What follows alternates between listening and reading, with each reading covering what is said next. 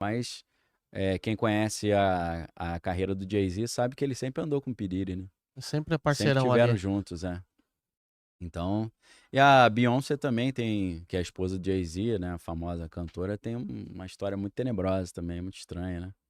Qual que é, o que tem mais de estranho na Então, história ela dela? era uma menina de igreja, né? Como é a maioria dos casos, né?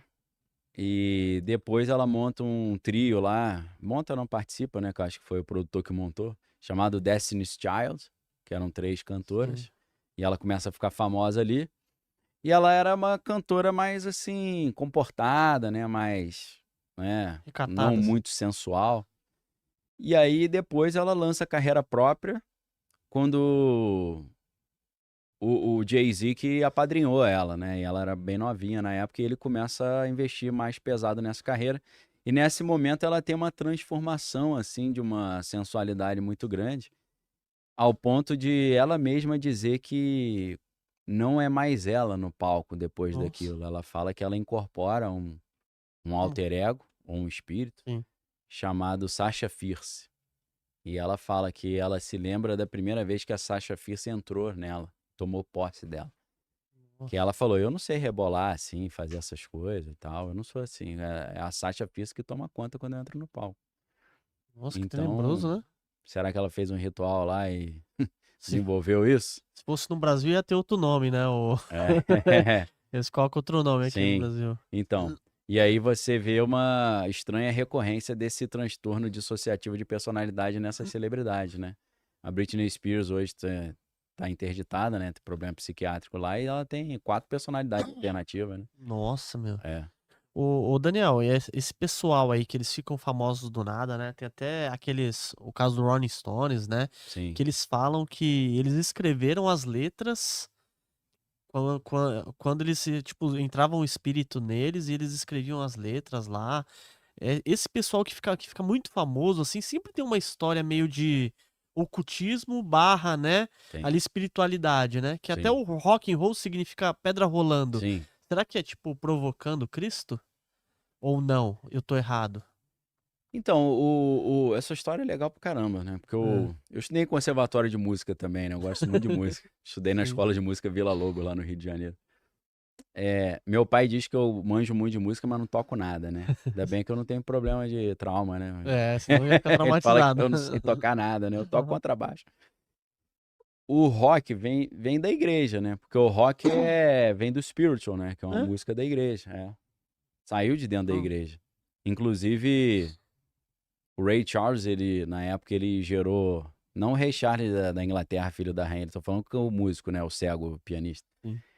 Que o Jamie Foxx fez um filme do Ray Charles e ganhou o Oscar, né? Já que a Caramba. gente conectando aí os pontos, né? O Ray Charles, ele pegou o ritmo gospel, que já tava virando meio rock, com o spiritual, e ele colocou letras profanas, né? Letras mundanas. Sei. E foi um grande escândalo, né? As pessoas da igreja ficaram escandalizadas na época. Então, assim, o rock sai de dentro da igreja, né? A música afro-americana Sei. evoluída, né? E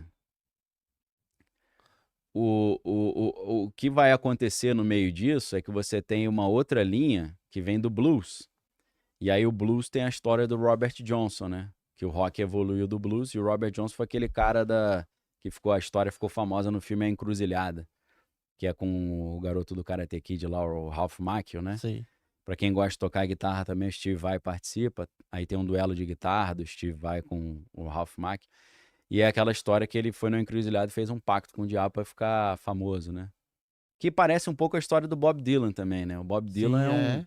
um cara do interior dos Estados Unidos, de uma família de fazendeiros lá. Ele não queria ser garoto da roça, né? Ele queria Hum. sucesso e tal. E diziam que ele não sabia nem cantar nem tocar violão, né? Cara, não sabia tocar e Não. nem cantar violão. Aí ele foi pra Nova York e depois de 6 meses o cara voltou Já o astro. compondo músicas pô, como assim que você compôs, né? Tanto que ele ganhou o Nobel de Literatura, né? Recentemente. Do alto nível das Sim. letras e tal. E aí, numa entrevista recente não, deve ter uns 10 anos pro 60 Minutes, na época que ele lançou a biografia. Ele é um cara meio recluso, ele não gosta muito de dar entrevista, mas Sim. pelo contrato com a editora ele tinha que participar de entrevista para divulgar o livro, né? E aí o entrevistador no 60 Minutes pergunta pra ele, pô, você já tem tanto dinheiro, tanta fama, por que que você ainda faz show? Ele fala, por causa do meu compromisso. Ele fala, Nó. compromisso com o quê? Ele, com o comandante aí, geral aí. E que comandante geral? Aí, do exército? Ele falou, não, do mundo que a gente não vê. Nossa, Aí o velho. cara deu uma de sonso, né? Falou, mas não tô entendendo. Ele falou, do diabo, pô. Meu pacto com o diabo. Eu preciso continuar por causa do pacto. Aí o cara riu, ele falando sério, né? É.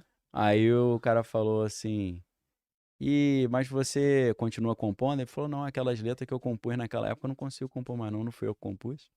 Que ele falou que as letras A música, apareciam, né? tá Que vendo? eles Descia, escreviam, né? desciam e Fazer ele um download.